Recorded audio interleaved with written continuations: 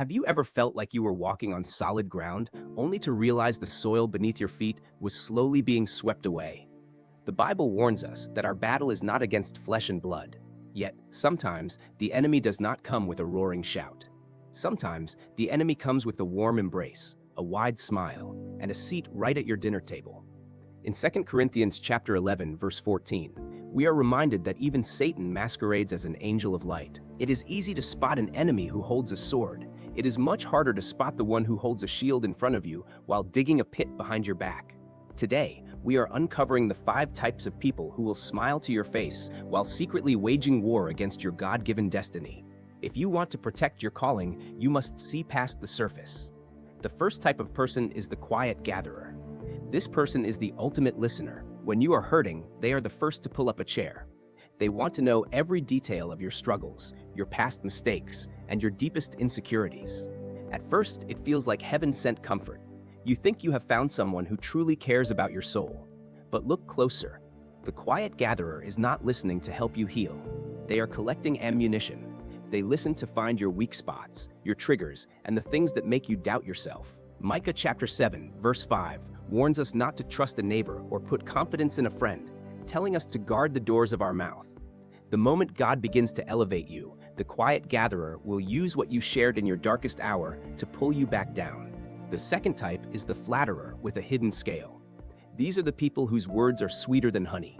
They praise your gifts, applaud your steps, and tell you exactly what your itching ears want to hear. They never correct you, and they never tell you when you are straying off the path God set for you.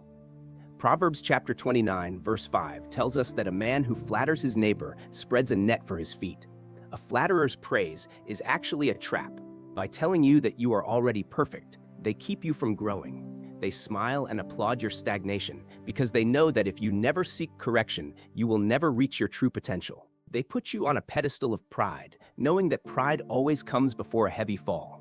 True friends will tell you the hard truths. The third type of person is the sympathetic dream-killer. This person loves you, but only as long as you stay exactly where they are. When you share the big dreams God has placed in your heart, they do not yell at you or call you foolish. Instead, they sigh, look at you with deep pity, and say they just do not want to see you get hurt. They wrap their jealousy in the warm blanket of genuine concern. Remember the story of Nehemiah building the wall of Jerusalem. His enemies did not just attack with weapons. They used mocking words to make the builders feel small. The sympathetic dream-killer does the exact same thing. They use gentle doubts to slowly erode your faith until you lay down your tools. They smile and pat your hand, but their quiet skepticism is a deadly poison designed to make you abandon your purpose. The fourth type is the Glory-Snatcher. These people are incredibly supportive of your work, your ideas, and your ministry, as long as they can share the spotlight with you. They love to ride on the back of your favor. They will happily help you build your platform, but the moment you start to receive recognition, they quietly begin to claim credit for your success. In the Bible, we see how King Saul initially welcomed young David into his court. Saul smiled and gave David a place of honor, but the moment the people sang that David had slain his 10,000s while Saul had only slain his thousands, Saul's heart turned to ice. A glory-snatcher cannot handle your independent growth. They want to keep you dependent on them. They smile when you succeed, but their eyes are always searching for a way to steal your crown. The fifth type is the well-meaning distraction. This is perhaps the most dangerous person of all because they do not even realize they are warring against your destiny. They genuinely care about you, but they do not understand your calling. They will invite you to step away from your prayers, encourage you to take breaks when you should be pushing forward, and tempt you with comfortable shortcuts. Think of when Peter pulled Jesus aside and began to rebuke him, saying that Jesus should never have to suffer on the cross. Jesus did not look at Peter with anger, but he recognized the spirit behind the words. In Matthew chapter 16, verse 23, Jesus said to Peter, "Get behind me, Satan. You are a stumbling block to me." A friend who tempts you away from your divine assignments is pulling you away from God. They smile, but they drain your spiritual fire.